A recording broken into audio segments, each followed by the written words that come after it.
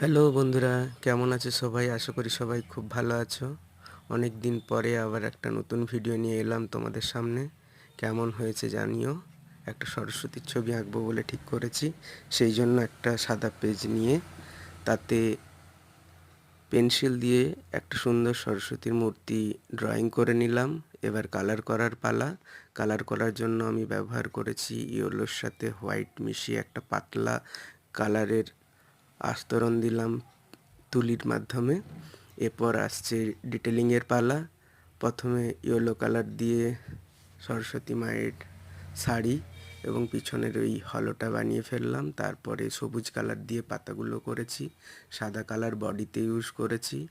এবারে সুন্দর করে লাইনিং দিয়ে ছবিটাকে কমপ্লিট করে নিয়ে তারপরে অরেঞ্জ কালার এবং গ্রিন কালার দিয়ে ডিটেলিং করে নিয়েছি।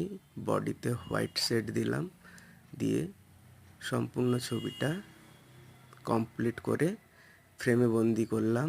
নিজের হাতেই ফ্রেমটা বানিয়েছি। পুরো ছবিটা কেমন হয়েছে এবং ভিডিওটা তোমাদের কেমন লাগলো অবশ্যই জানিও। ভালো লাগলে লাইক দিও, একটা সুন্দর গঠনমূলক কমেন্ট করে যেও। তাহলে আরও নতুন নতুন ভিডিও বানানোর অনুপ্রেরণা পাবো। আর চ্যানেলটাকে সাবস্ক্রাইব করে আমার পাশে থেকো, যাতে আরও নতুন ভিডিও বানাতে পারি।